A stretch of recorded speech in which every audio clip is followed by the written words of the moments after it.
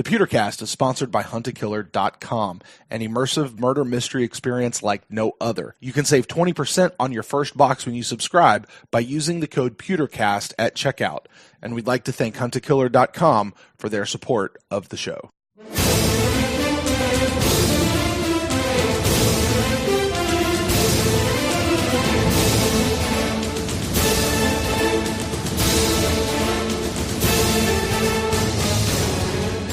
Welcome back to the PewterCast. This is our very first fan interaction show of the season. I'm Brent Allen, your host. Ren Daxt is back with me. And Ren, you know, all those times throughout the offseason we'd said, hey, email the show. We'll get to them on a future episode of the PewterCast. Well, guess what? Yes, we do. Here we are. It's time to get to them. We made it. We made it. We're here.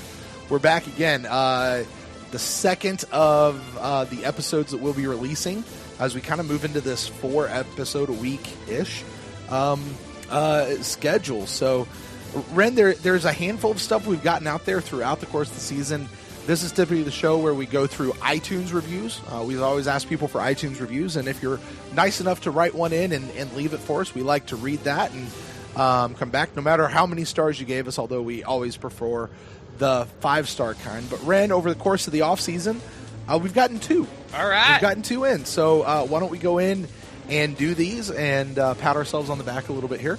The first one comes in from EvoX661. This was a 5-star rating, and the title of it is simply Year-Round, period.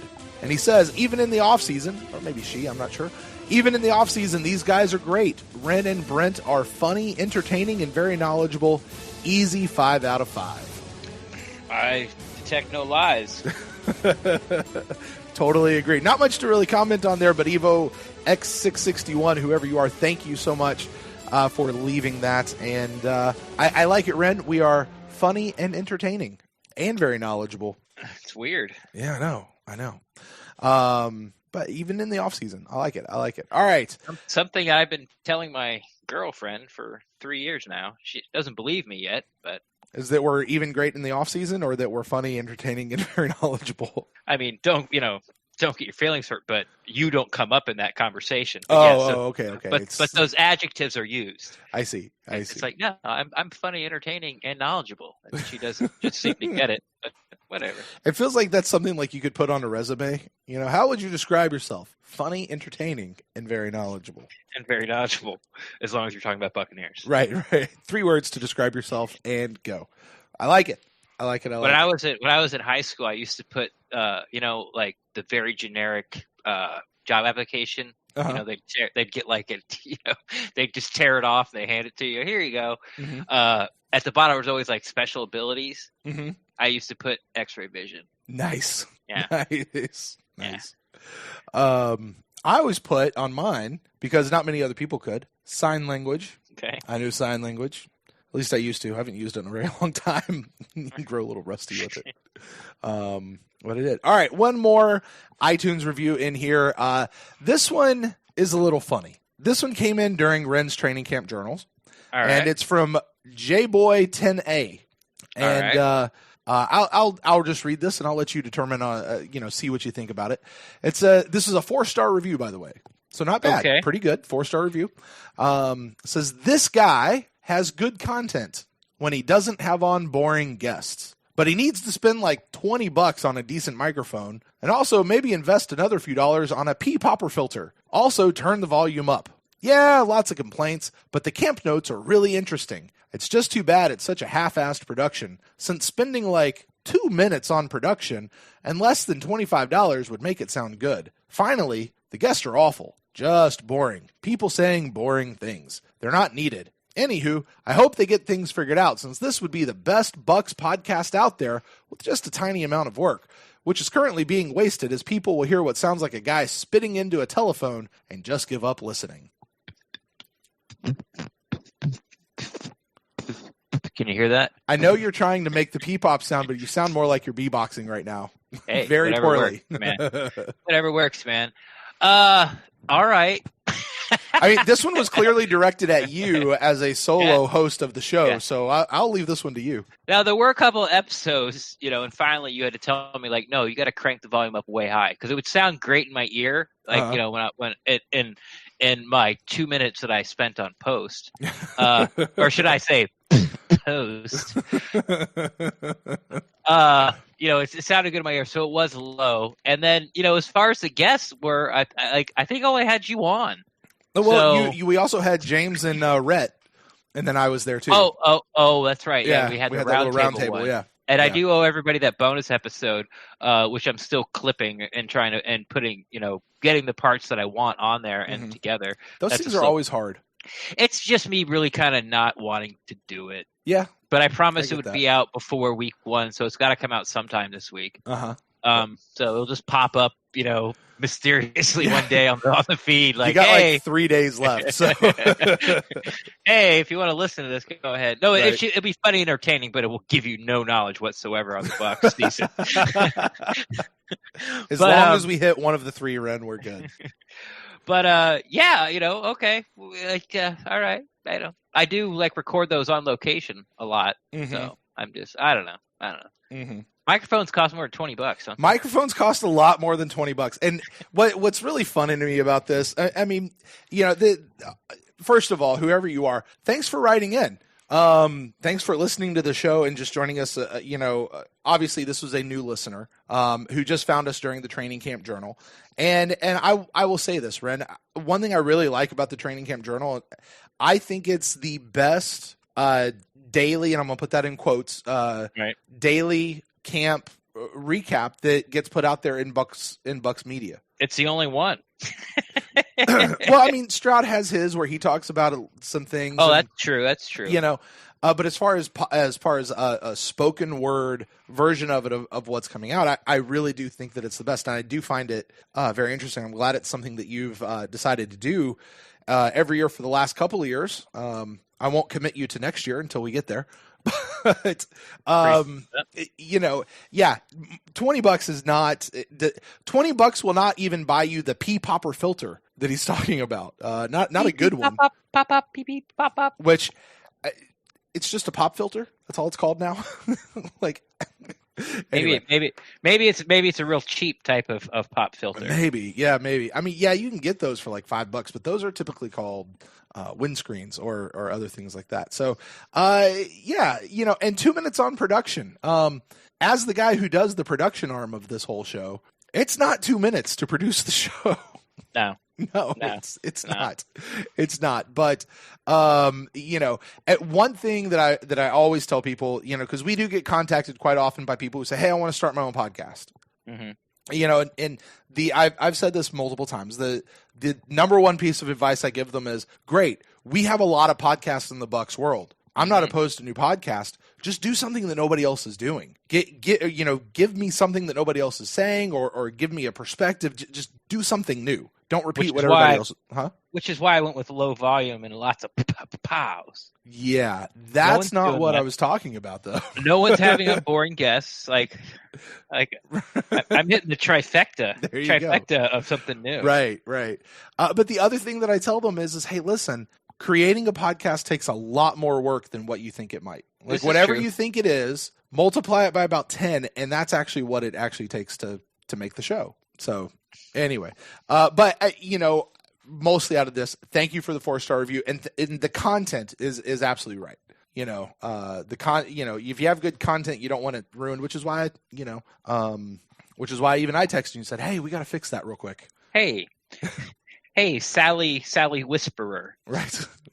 We got to fix that. But we do that. So anyway, but thank you guys. Hey, listen, if you would like to send us in an iTunes review, or you have not done that yet, we have lots out there, Ren. We have like almost 120. So if you guys would like to do that, one, doing so, it does help the show. It helps us populate a little higher when people start searching for Buccaneers podcast. But, mostly it just, allows Ren and I to feel really good about ourselves, especially when it's the 5-star kind. But listen, if you have that persuasion, please head over to Apple Podcast, leave us a review, leave us a rating. We will read that on a future episode of the podcast. Very grateful. And by the way, if you don't listen to us on Apple, you're one of the, 18% of our listeners who don't. That's cool. Go over to Apple because you probably have an account there anyway, and leave us a review. Then go back to listening to us in whatever platform you want to, or not. Or if the platform you has allows you to leave comments or reviews, do it there as well. We'd love to see those there. And this is honestly one of the ways, Ren, that we get the most feedback from people as far as what direction to take the show and where we go. So it does matter as those things come in. All right, Ren, well, we have 3 emails that have been sent in to us tonight. The first one comes to us from our friend Johnny. I think this might be a new listener. In fact, that's exactly what he says here. He says, "Hey guys, I'm a relatively new listener and I'm really loving the pod. I started listening in this off season and it's got me all sorts of stoked. So thanks. Anyway, I just wanted to send you guys a message about what I'm personally expecting from BA and the new regime. There are 3 benchmarks that I have been thinking would be a good measurement of things to come. Mind you, I've curbed my enthusiasm a little bit, trying to be a little more realistic. This framework might be a little on the skeptical side as a result." Ren, before we go into that, I'm just curious from your standpoint. I know you are a guy who, like, your excitometer can just go all the way up to 11. Like, you get hype every single year. Okay. As you are right now. Turn it down, Ren. Turn it down. But like, because I find myself in this weird spot of, like, I'm really excited for this new season. I'm excited for the Bruce Arians regime. I'm really excited for this Todd Bowles defense. I'm excited for what all this could mean for the Buccaneers. At the same spot, having been around this for a while, I need them to show me. But what I've seen, I'm really excited for. But then there's like, okay, so what is the realistic side of it? But I'm still excited. But I don't know where I am on this whole. Where are you as far as being excited versus, trying to keep a cool head and being realistic?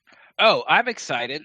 Sometimes I've talked to myself, and I've never said it out loud, but I've talked to myself like, we're going 11-5. Like, we'll go 11-5. You look at the schedule and sort of, some of these teams that are struggling or some that have to come over and fly from the West Coast to there. But when we fly to the West Coast, like Seattle, they don't have a defensive line, or an offensive line. Like, like Russell Wilson, last time we played him with a crappy defense, like, we shut him out. We shut him down.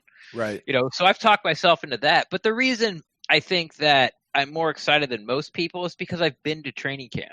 Okay. And I've been to training camp every day, and I get to see this defense. Mm-hmm. And this defense is going to bring it. Like, it is, it might end up being the better of the two statistically as you rank, 1 through 32. Like, this is, I know it's not deep sort of on the interior, defensive line. And I know with the release of Noah Spence, Anthony Nelson, who hasn't played a down in preseason yet, is backing up Carl Nassib, and then you got Bond, who's now switching position, is backing up Shaq Barrett. But I like the linebacker, I like the depth. I was really surprised. People don't seem to be understanding how good these corners, Vernon Hargreaves and Carlton Davis, looked in practice. Like, right. Well, but they don't, because they have not historically been great. Yeah, like, I get it. We know what we've seen in games. Right. And that's all that most people can judge off of, is what you see in a game. Yeah, and I understand that. But what you saw in the Cleveland game with Carlton Davis and Vernon Hargreaves and MJ Stewart, that's not the outlier. Like, that's every day in, day out, the way they played in practice. And they play that against really good competition. They played it against Mike Evans. They played it against Chris Godwin. They played against Perriman, against O.J. Howard, Cam Brate. Like, those guys, that, group of 5, it's hard to find a better 5 in the NFL. Right. Carlton Davis against Mike Evans was must watch. Carlton Davis was all over him and bodying him and being physical with him. I remember one of the few times they actually got to practice outside, Jameis hit Evans on a bomb, and Carlton Davis was all over him, and they both kind of tumbled to the ground, and Mike Evans got up and fired the ball at Davis. Oh yeah, as in like, F you, I caught the ball, because that's how hard they've been going at it. I'm telling you, man. Like, Carlton Davis is going to surprise. They're going to love what they see from him this year. And then the safeties now with Justin Evans back, and got Mike Edwards, and Jordan Whitehead looks like, he doesn't even look like the same player he did last year. But you could say that about Vernon. You could say that about Carlton Davis, because it's Todd Bowles and his scheme and what he's doing. And it's going to be fun to watch. The defense is going to keep us in games this year, unlike like the Cleveland game. Right. Oh, Even from if last it was year? The Cleveland game from last year? Or the preseason game? We'll just say the preseason game. Okay. Offense wasn't looking great, right? Wasn't doing much. Right. Cleveland got a bunch of short fields. That game would have been 21-6. Mm-hmm. Instead of 9-6. You know what I'm saying? Because even though our offense wasn't able to get much going in that game, neither was their offense. Right, because of our defense, and it kept us in the game. And yes, of course, the starters didn't win the game in the second half, but our twos played better than their twos. Our threes played better than their threes, and we were able to pull it out in the end. So, we're going to be in games, and Buck fans are going to find out, especially newer Buck fans, that sort of jumped on board during the Gruden era. They haven't seen a top-notch NFL coaching staff, and we have it, and it's going to win you 3 games just on its own. Just on its own. Well, speaking of those 3 games, let's get to these benchmarks that Johnny is talking about. Benchmark number 1, the Bucks win 8 games. This, I believe, is the bare minimum that BA should do. It marks good progress from our last 2 seasons, but it would still be slightly disappointing to all the hype that Bucks fans have welled up in anticipation to the season. If we go 500, I'd be content, but I'd bet that our new coach would be on thinner ice in 2020 if we walked away with only 8 wins. I hope that's right. True as far as 8, I would like to sort of keep the streak going that BA's never been a head coach and had a below 500 record. Okay. So that would keep that intact. Say that again just to make sure everybody hears that. BA has never been a head coach and had below a 500 record. Below a 500 record, yeah. And as far as him being on the hot seat, that's a bunch of garbage. Yeah. If BA is going to be able to stay in Tampa as long as he wants to. Right. And if the team loses, if the team goes below 500 2 years in a row, he'll just quit. Yeah, right. BA will be here as long as BA wants to be here. That's the bottom line as far as that goes. Bucks winning 8 games.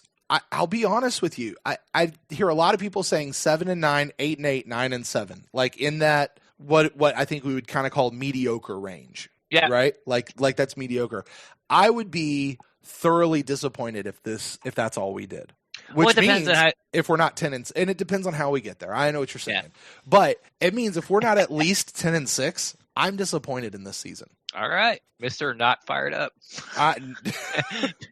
Mr. Not hype. If we don't win we don't have double-digit victories. No. I'm season's hopeful. A wash. Yeah, wash. No, but no. See, but that's what I'm saying. Like I don't want to get too hype because I've been around this thing. But I think this team, from what I've seen, or at least what I've heard, and from what I've seen, we should go 10-6 at least. I would think. I just believe we should. But I also believed that we should have done that the last bunch of years. So, what the hell do I know? We should have done it every year since 1979. Right. Except for, by the way, it's a lot of the same players. And to quote you, we're going to find out real quick if it's talent or if it's been coaching. Mm-hmm. And I think it's going to be coaching. So, but at a bare minimum, this team has to win 8. I think that's a minimum. And not has to win or else somebody's going to get fired. I think it's has to win because I just don't know that it's physically possible for them to not, barring extraneous circumstances. Benchmark number two. The Bucks win anywhere from 9 to 12 games. Here we go. And they either barely miss the postseason or go one and done in the playoffs. All right. So basically they get in the playoffs, but they're out after the first game.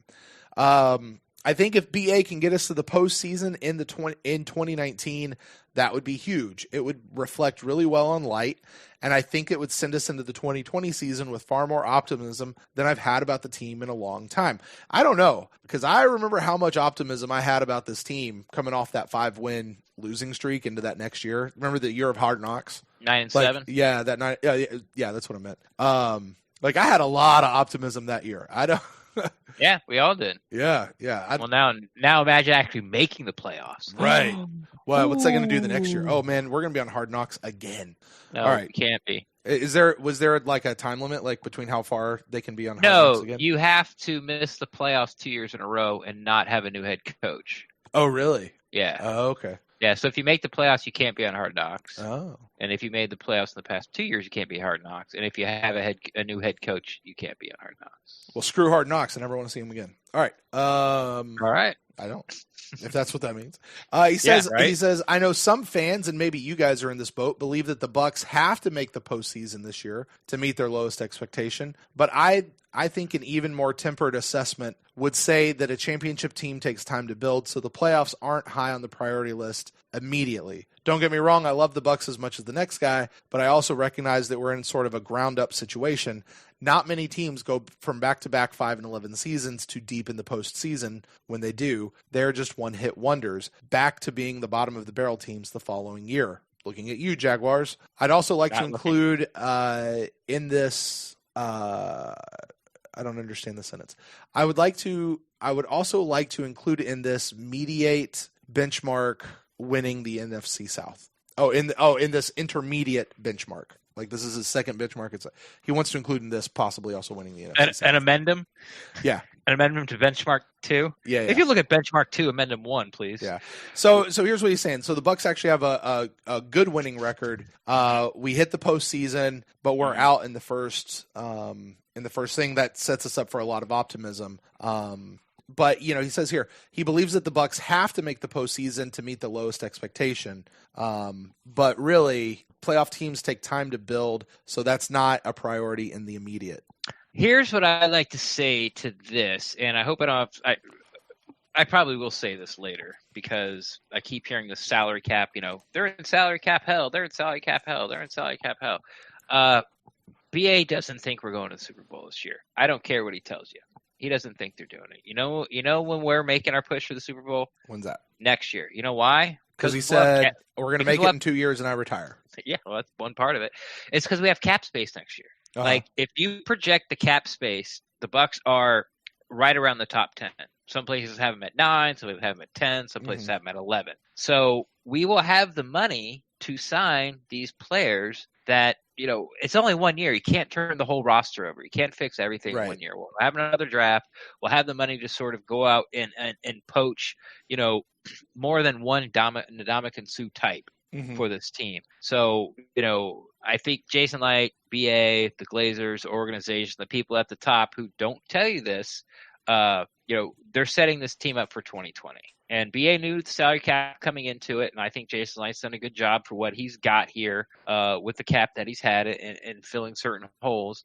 I'm not going to go ahead and say that it's playoffs or bust, or I'm not going to put a win total on how my expectations if I think will be a win or a fail, because like you said earlier, and I went to interrupt you and you said, yeah, it depends on how they do it. But it does. Yeah. It depends on how they do it. If they go 7-9 and everything that I have in my mind that they have to do to win ball games, they do, and they still don't win games, I'm not going to be disappointed because other things happen that I didn't expect. It was like, remember when Buck fans, all they wanted was a 10-sack guy? Yeah. That's all we wanted. Why? Because sacks equate to wins, or stopping the offense equate to wins. Well, JPP got 12.5, and no one cared. No one cared because by the time he got to 10, we were already out of the playoff hunt. Right. And it was just like, well, okay, But what I wanted was a team pushing for the playoffs and then having a guy hit 10 sacks, and then it would have been in this big story.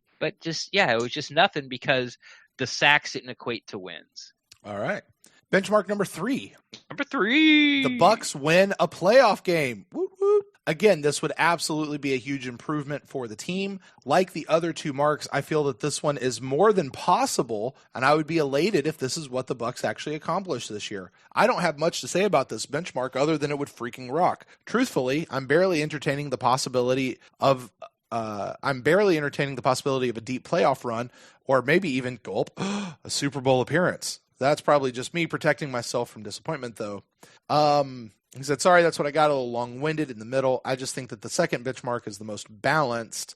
We'll see what we got when we get done with this year, but the bottom line is I'm just trying to go above 8 wins. Well, I think everybody is. As far as winning a playoff game, I got to tell you, a lot of times you say, oh, we haven't been to the playoffs. We haven't been to the playoffs. We haven't been to the playoffs, right? Like, there's a part of me that's like, I don't care if we make it to the playoffs or not. If we're not going to the Super Bowl, if we don't win the Super Bowl, like the playoffs would just piss me off, I think. Yeah, that's a terrible way to look at it. It probably is, right?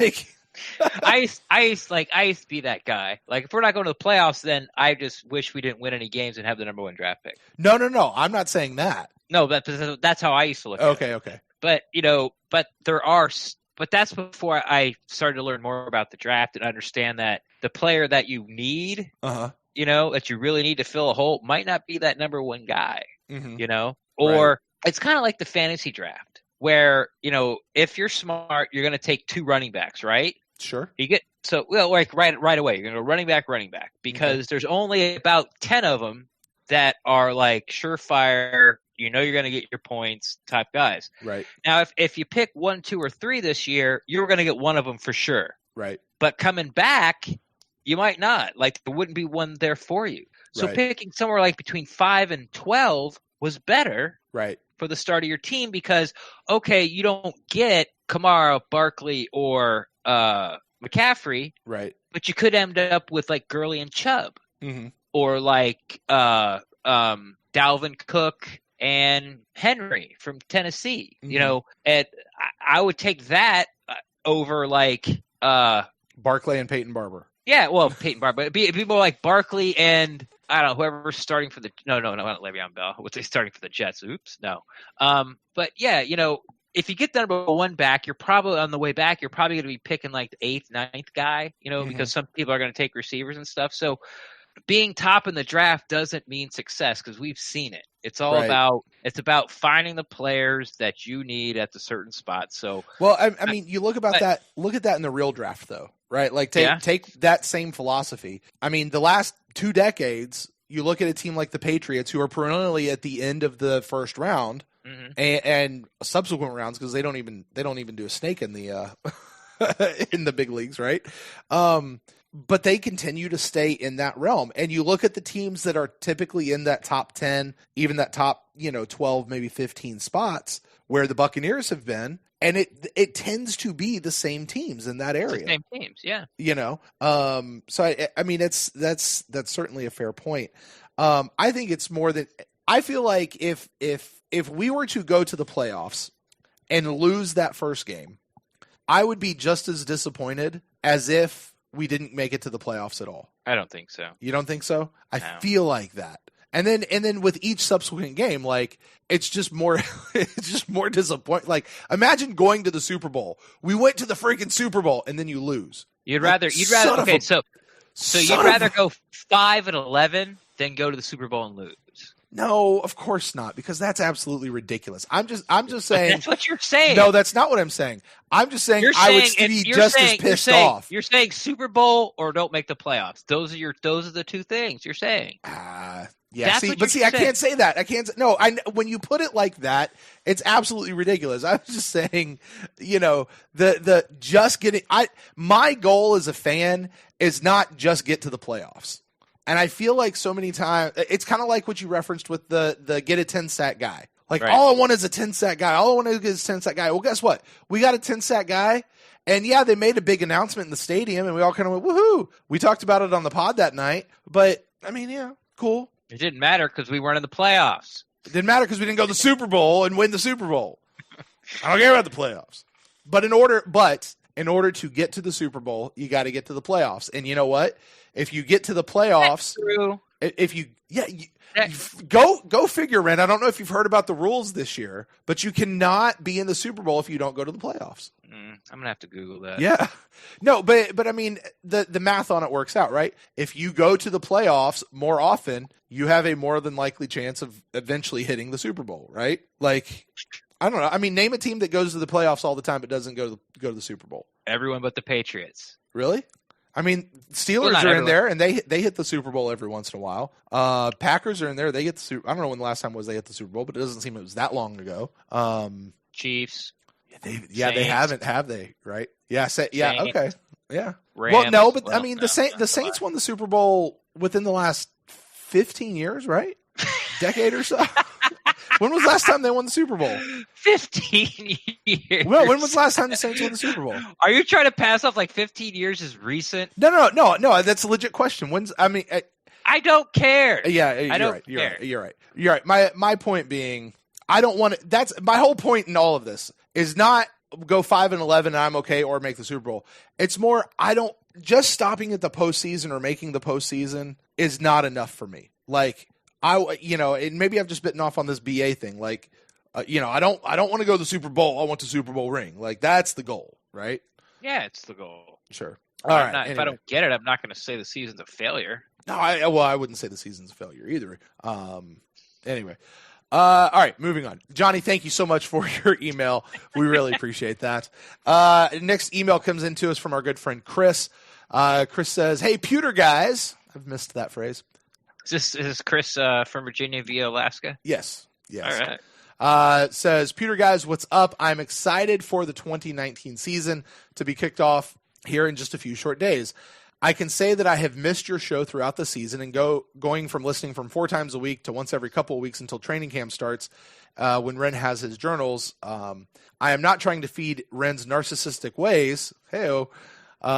So enough about how awesome you guys are, and let's talk some Bucks." Fair enough.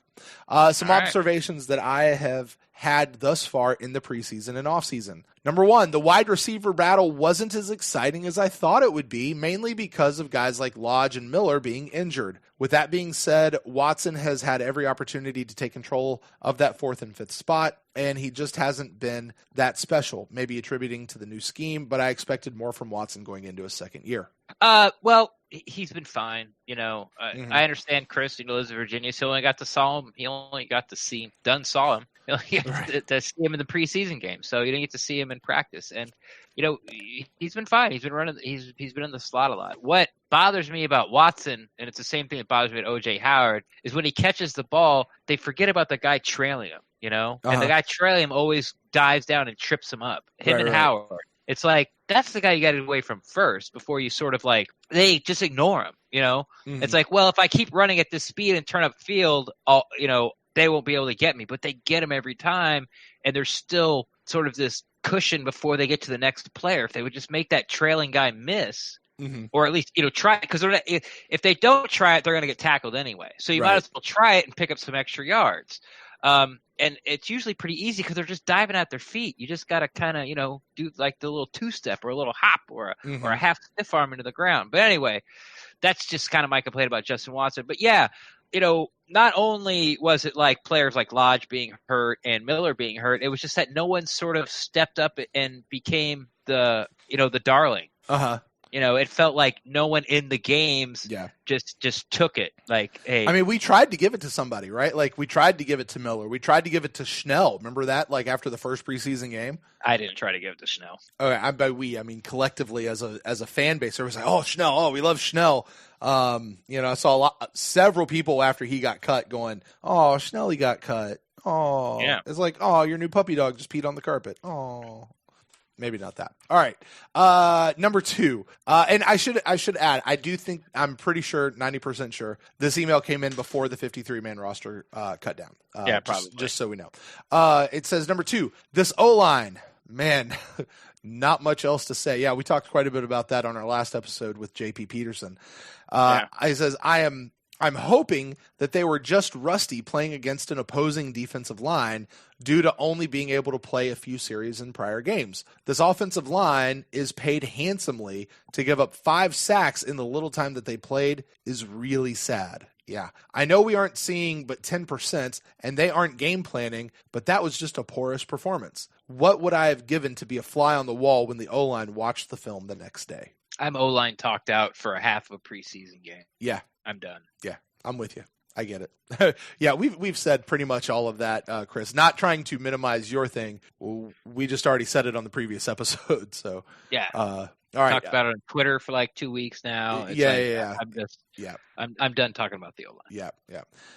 Number 3, the defense has played well. When was the last time that we heard the words defense and played well in the same sentence? Well, at least when talking about other teams, we might have heard that. This team has gotten pressure on quarterbacks, and it comes from everywhere. Looking forward to seeing the other 90% of the playbook when week 1 is finally here. Me too. That it? Me too. Yeah. Yep. Todd Bowles' defense going to be fun to watch. There you go. Keep saying it. Put that on a T-shirt. Number 4. So far, we have a kicker, knock on wood. Matt Gay is as advertised. Needed to see some consistency in the short-range kicks, though.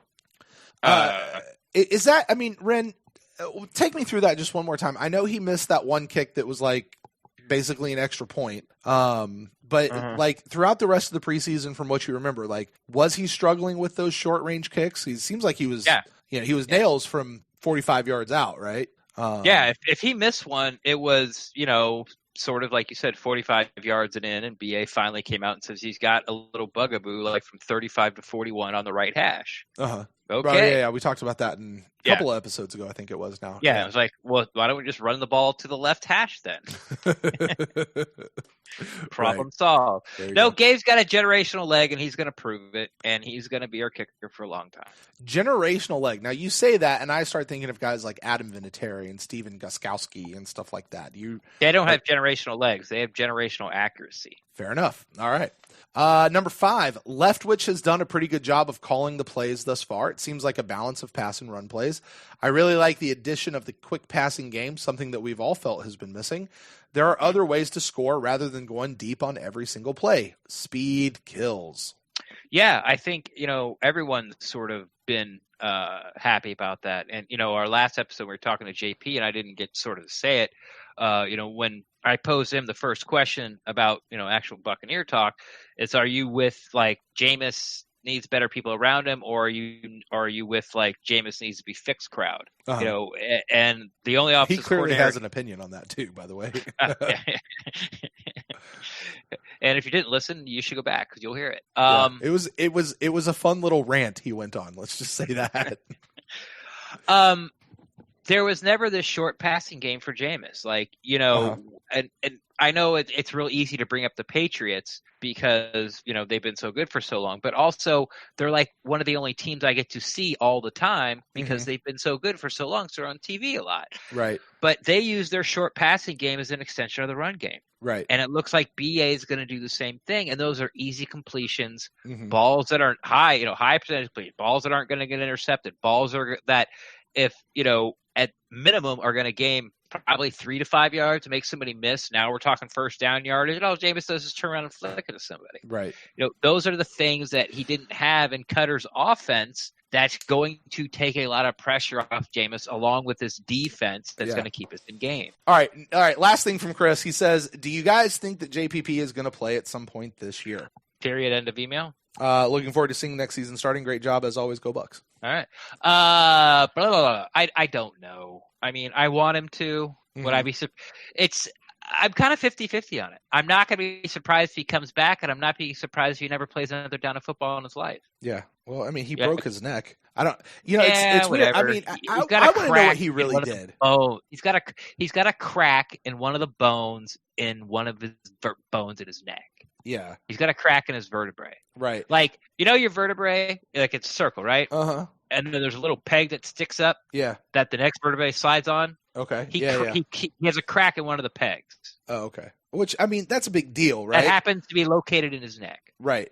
All I'm saying, did you hear the 911 call that he put in? I actually heard it, and they asked him, like, are you injured? He goes, no, I'm fine. Yeah. Like, in the moment, he was like, no, I'm fine. And I remember that when the whole news first came out of like, no, he's fine. And they're like, maybe not. And then, other stuff came out. But, I don't know.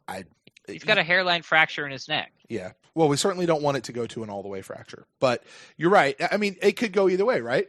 If he didn't play another down because he's got a freaking broken neck, hairline or not, or he comes back and plays. And by the way, did you see his little Instagram post the other day? Nope. Like apparently he's back, back around the facility. So. Oh yeah, I saw that. Wasn't from him though. Yeah, he showed up to practice and is now cleared for football. Not football. I think he's cleared for rehab. Yeah. Yeah. And like my answer is that like, oh, someone just told his bone now it's allowed to start healing. Like what is that? What does that even mean? Right. You're cleared to hey, bone in the hello, JPB's neck bone. You're allowed to start healing now. Right. Like I don't even know what that means. But anyway, the good news about all of that is there was no setback. Right. That he's still on a path that might possibly lead him back to the Buccaneers this year. There you go. Well, hopefully we'll see him get back and, we'll actually be able to make use of the salary we're paying him. That helped pinch. All right, Ren, well, our final email of the night comes in from our good friend Javier from all the way down in Panama. Not Panama City, but Panama. He says, hello, Brent and Ren. Finally, the 2019 season is upon us. I'm excited about football being back. I fully predict our Bucs will improve from last year's record, but I have not let my fandom interfere with my prediction for the season. Doubling wins from one year to the next in the NFL is something miraculous, and as much as I believe in our new coaching staff, I don't see any miracle workers amongst them. That's why I predict we go 7-9 this season, but we will get out of fourth place in our division. Let me stop there. If we go 7-9, does that bring us out of fourth place in our division? Obviously, it depends on what everybody else's record is. But I mean, like, do you think that would be good enough to get us out of the basement, or are we just in that good of a division? Well, it depends on what everyone else's record. Yeah. It does. I mean, I don't know. I mean, you hear it, you're like 7-9. That doesn't, sound like necessarily a non-basement dweller, but. There has been some teams that have gone to the playoffs with 7-9 records because it won their division. Right. Rare, but it has, sort of recent as far as NFL history goes.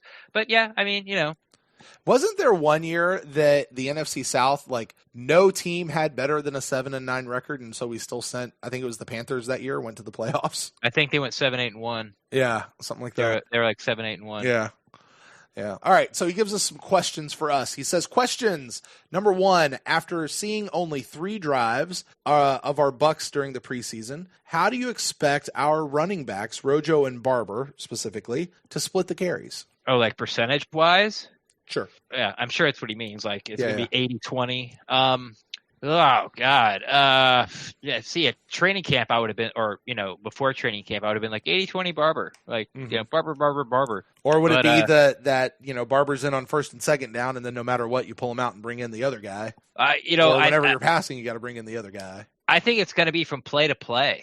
Like it's not going to be series to series, and I'm not sure exactly if it's. And Bruce Arians is going to ride the hot hand, so if whoever sort of gets 2 plays in a row or gets 2 positive plays or bigger plays, picks up a first down, maybe breaks a tackle, does a little something extra to get, to keep the drive alive, will be the guy who starts to get more feeds. So, I think it's going to start off Barber, but by the end of the season, I think it's going to be really close to 50-50, like 55-45, something like that. And it could be either one. Right. Because as we've talked quite a bit, they are wanting Rojo to take that number 1 spot. Like that bodes well for the Bucs, right? That's the word. Yeah. But as I have often, as I also said, I want to say it was, I don't know, episode or 2 ago, Ren, as much as we talk about how Rojo has improved this year, Barber has also continued to impress. Like, he has also continued to do his thing. He's going to go off against San Francisco. They barely gave him the ball. I don't think I don't even think they even give him the ball in the Cleveland game. I don't think so. Yeah. But that's why, like, whenever people keep saying, "Oh, we need a running back. We need a running back. We need a running back." Like, I sit back and I go, "No, we don't. Yeah. Like, we really don't. I'm just not confident in our running back." Okay, fine. Doesn't mean we need one. If you're going to give me one of those guys we talked about that's going to get drafted in the first round, sure. If you could guarantee me one of those guys, right? Then we need a running back. But you know what I mean? Listen, we'll upgrade any position, Ren. You're giving me Le'Veon Bell or Shaquille Barkley or Kamara or McCaffrey. Oh yes, we need a running back. Yeah. Melvin Gordon? No. Look at his stats. Right. No, he has 1,000-yard thing. What's great about Melvin Gordon is somehow he gets in the end zone. He scores like 13 touchdowns and his numbers are not much better than Peyton Barber's. They're not as far as rushing because we don't throw Peyton Barber the ball. So, I mean, Melvin Gordon isn't this wannabe all back. His numbers are average. I think he's averaged over 4 yards a carry once in the 4 years he's been in the NFL. He was considered a bust his rookie year because he was so bad. Yeah. So, I mean, like when you're talking about 35-year-old like LaShawn McCoy, we need him. Like, no, we don't. Ezekiel Elliott, we need him. I'll take him. Sure. We don't need him for the but $90 million contract they're saying he's about ready to sign. I mean, yeah, I don't want to take that on. Jeez. But yeah, there's really only like 4 or 5 of those guys. Yeah. It's like Gurley before his knee injury, and then and Elliott, and then those other 3 guys. And maybe you want to throw Le'Veon Bell in there, maybe not. We'll see what he does behind an offensive line that, by the way, isn't the Pittsburgh Steelers' offensive line. Like, we'll see how that works out. But who else is there? Right. There's like 5 or 6 of these guys, and everyone else is really just a product of the scheme of the offense and their offensive line. All right. Question number 2 says, how will the InstantCast work this season? Since this is an international live show covering multiple callers from different countries, the time will be critical for callers in different zones to call in. Last year, we had 3 straight international calls, which we did. That was awesome. I love how he's saying we. Yeah. He says, this is an international live show, damn it. We got to. All right. So the InstantCast. Well, first of all, for anyone out there who might be new listening to the show, during the season, Ren and I do several shows a week, and the first one each week is the InstantCast, and that usually goes, and we settled into this last year, Sunday night at 10 o'clock. Unless there's something weird with a game going on, right? Right. And that is a live show. You can listen to it live at youtube.com/the PewterCast. We are not going to be doing the Mixlr feed this year. Pretty much everybody has switched over to the other thing. And Mixlr honestly costs money. If it was free, sure, I'd turn it on, but it's not. So we're going to be on YouTube. And it's a call-in show. People can call in, and we discuss the game. It's our instant reactions, our immediate reactions there. So 10 o'clock, I think, is the plan that we'll keep it at. That seemed to work really well last year for what we were doing. The only caveat to this is there are 2 games this year that are at 4 o'clock, and that's a little bit sticky. Home games. Yeah, they're home games. That's a little bit sticky just because I have season tickets to the Buccaneers and I go to those games. But I also live 3.5 hours away, and all the computer and gear and setup is at my home in Jacksonville, which is where I live. So the time it takes to be at the game, get home, and be able to turn on the InstantCast, those are the ones that get a little weird. Because you're probably not even getting out of the parking lot till 8:30. Right. And then you got to drive 3.5 hours. Exactly. Yeah. That's 9, 10, 11, midnight. Right. And now you have to do the show. Right. And I'm tired.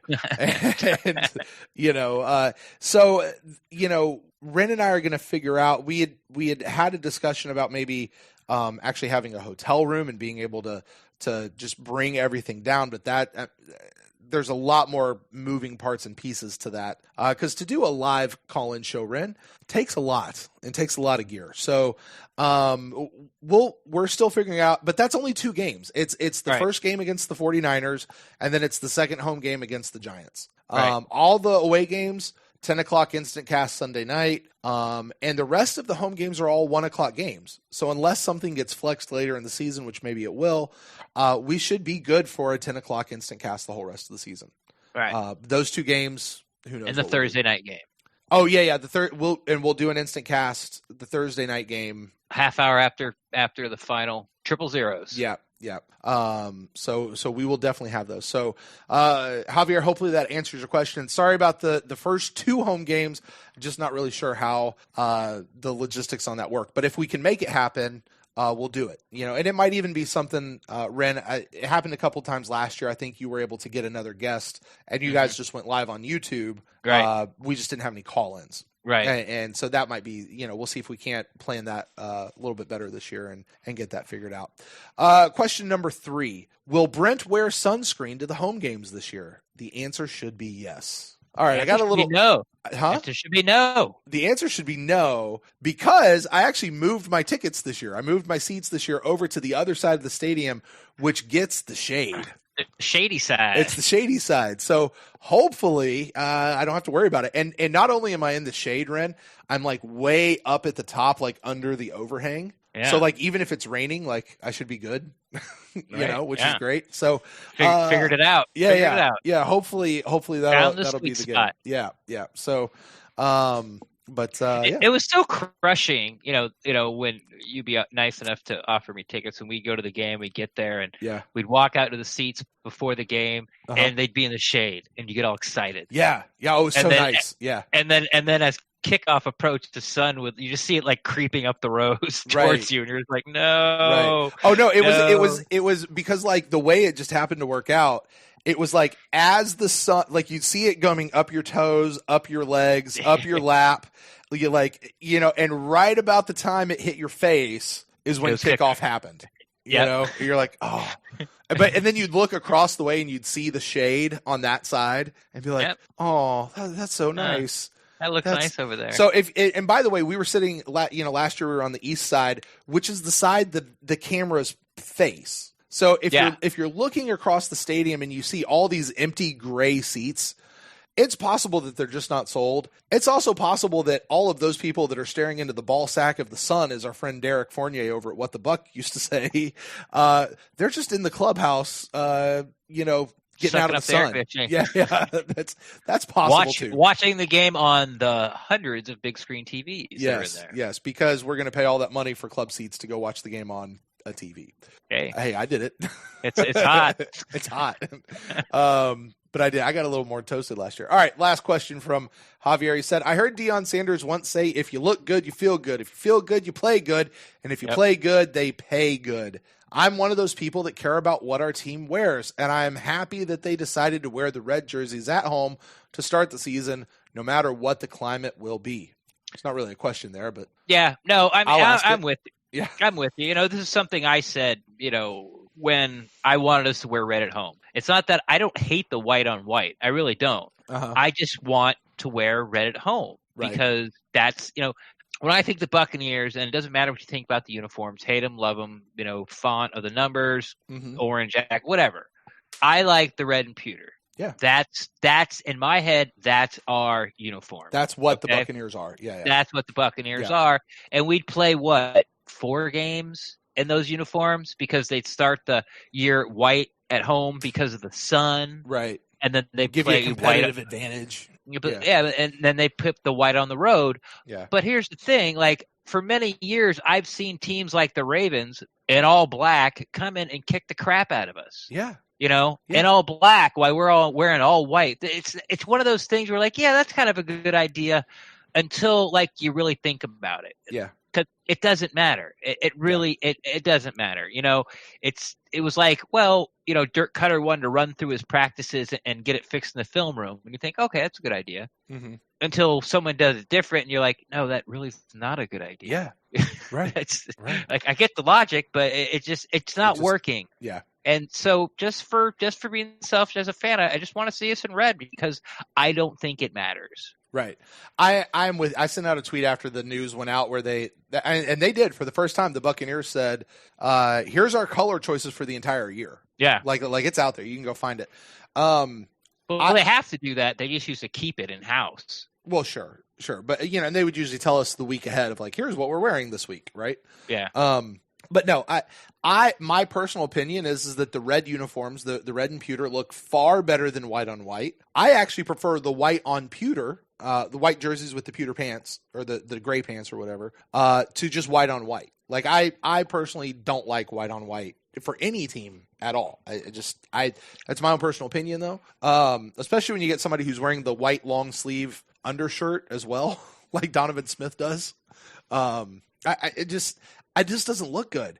Do the white on whites equate to losing? No. Did the white on whites ever really affect our, or the colors ever affect our game? No, they didn't. I just prefer the other look. And like you, Ren, the good colors are the home colors. And so if those are the ones we're going to wear, by the way, you look around, when people purchase jerseys, do they purchase the white jerseys or are they purchasing the red jerseys? Mostly. Red. It's the red jerseys.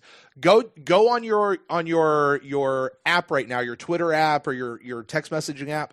Pull up your GIFs or your GIFs, type in Buccaneers, and look how far down you have to go before you get to one of a white jersey. It's all red jerseys for the exact reason of what you said, Ren. Our Buccaneers are red and pewter. That's our colors. It's not white and white. It doesn't matter for the outcome of the game, but I agree. I hear what Javier's saying here, and I if you look good, you feel good, and if you feel good, you play good. I wonder. I don't think that the uniforms are going to matter a hill of beans to the deal, but it's going to make me feel better about it as a fan. Yeah, it just is. Like it's just So if I feel good, I cheer good. There you go. And if I cheer good, teams win. There you go. I happen to like the uniforms outside of the numbers. Yeah, I'm the same way. I really do. I don't mind the uniforms outside of the numbers. So, all right, with that, that is our final email. Thank you, Javier, Chris, Johnny, and to everyone who sent us in the iTunes reviews. Ren, that's going to wrap it up for our first fan interact. We got to have a better name for this show. But that's going to get it for this one. Listen, guys, throughout the season, send us in your emails. Typically, it'll usually be about the game that we just played or something that's happened over the course of the last week. But you guys do that. We'll have this show throughout the course of the season. As long as you guys are sending in emails, we'll keep doing it. So you guys do that. You can find us at the PewterCast@gmail.com. We'd love to do that. Ren, why don't you tell the folks out there where they can get in touch with you about anything we've talked about tonight? Best place to find me is on Twitter at Rendax, REN_DAXT. I'm always down to talk Buccaneers football, but if you have something private or you don't want to throw out the Twitter sphere, feel free to slide into my DMs and I will talk Buccaneers football there with you as well, too. And if you guys want to get in touch with me, you can find me at Brent Allen Live on Instagram and on Twitter. And the show, you can find us on Twitter and on Facebook at the PewterCast. And as I mentioned just a moment before, the PewterCast@gmail.com. Also, don't forget those iTunes reviews. We crave those, please. We always prefer the 5-star kind, but we'll take whatever you got. And if you want to know how you can support the show, hey, use your code over at huntakiller.com. By the way, Ren, I have finally solved the murder. Have you? I've solved the murder. I won't tell you who it was, but I've solved. Do what? Was it the butler? It was not the butler, who does not exist in this particular game. So, it's always the butler. I've seen enough movies. It's always a butler. Yes, even when there is not a butler character, it's still the butler. But listen, it's great. Somebody named Butler. My second season of Hunt a Killer is on its way. I have no idea what it's going to be, but I'm excited to dive into it. So you guys can do that. That'll help support the show. Or go over if you want to support the show directly. Patreon.com/PewterCast. We've got new tiers. Make it a little more affordable if you want to come in and help us support the show. We've got those going on as well. So make sure you go check that out. And I want to say hello to everyone who is already supporting us there on Patreon. You guys are awesome. Well, guys, that's going to do it. We've got the Buck of the News show coming up here in just another day or so, Ren. So until next time, we'll close the show out as always. Go Bucks.